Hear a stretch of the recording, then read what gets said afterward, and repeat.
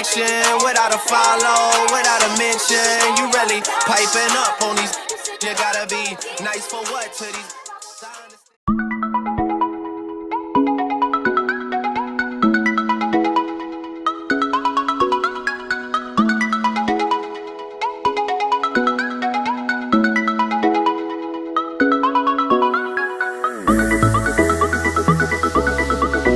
Alright you guys, this is the Too Faced Chocolate Gold palette.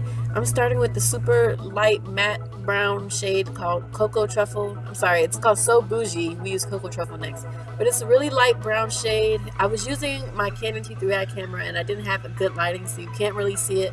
So I do apologize about the graininess and the quality of this video. It's definitely not what I wanted it to be. But anyway, I'm going in with So Bougie as my transition shade. Now I'm going in with the shade Cocoa Truffle, which is the darker brown shade. Again, you can't really see it. It didn't come off how I wanted to see it. You'll be able to see the transition shades better towards the end of the video, but as of right now, you can't really see the coloring. And I do apologize about that, but this is Cocoa Truffle. This palette does not have a really dark brown shade, unfortunately, so I just picked a random dark brown color from a Morphe palette that I had on me. Just any dark brown shade. I honestly don't even know which one it was. I just picked something that was dark just so I could have that bold line once I actually cut my crease, because you want to have a dark shade there so that the line can be defined. It's turning off. What happened? I have a mouth phone.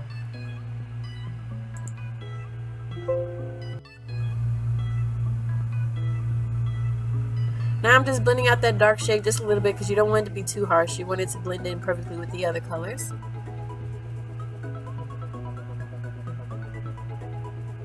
Now I'm taking my concealer. This is the Makeup Revolution concealer. I think it's the color C12.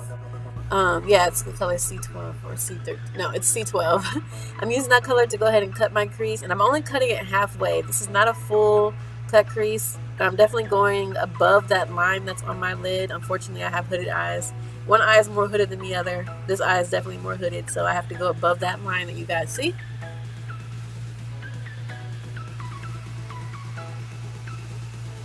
Then I am going in with that shade Dripping Diamonds. It's that really pretty silver color at the bottom of the palette. I really love this silver. It's so pretty. I think I might have used a little bit of setting spray just to make sure that it showed properly and it got the proper effect, but this is such a pretty color.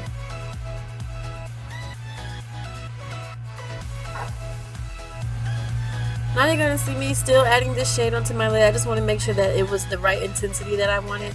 So I just basically just packed this color on in layers, and it turned out really pretty. I love this silver color.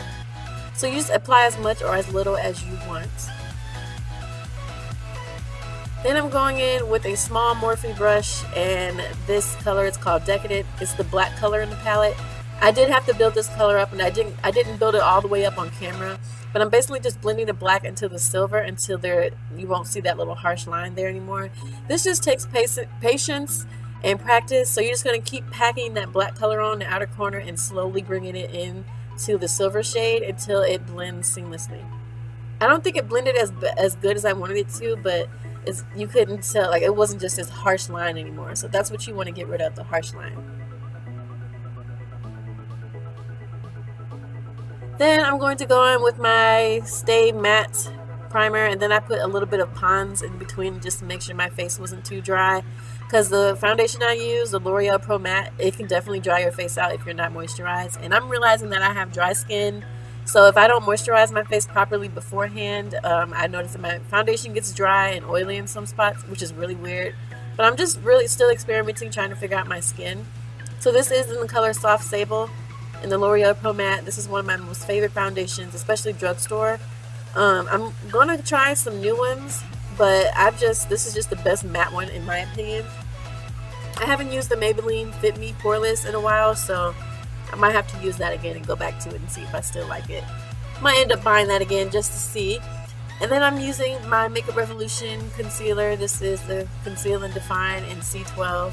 I have run out, but I just recently got some more, so I really love this concealer. It's only like $7 and it's really good. Then I'm going to set my face with my Sacha Buttercup and blend this out with my Real Technique sponge.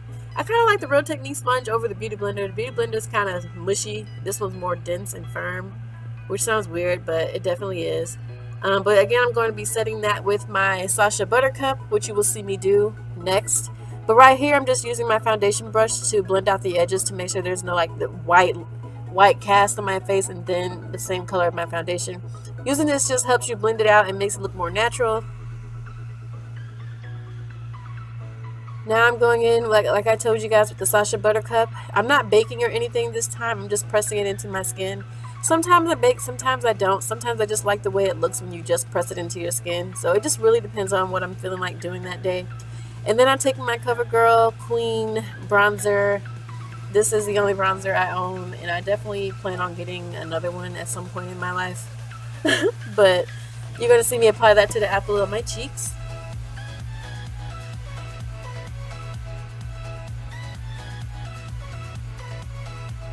Then I'm taking the Nicka New York Perfection highlighter. This is one of my new favorite highlighters. Her brand is really well. Like, you can find it at any beauty supply store in your area. I absolutely love it, and it's definitely something that's slept on. So I highly recommend getting this.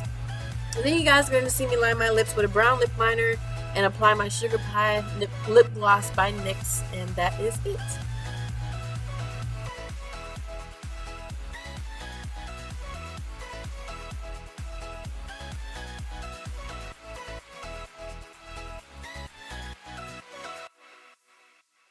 So I hope you guys enjoyed this makeup tutorial. I'm using my Canon Rebel camera, and the lighting is not so great in here, so next time I know to actually bring my light with me, because this lighting is not. This lighting is horrible. This video is super grainy looking, so I really apologize. I know for next time.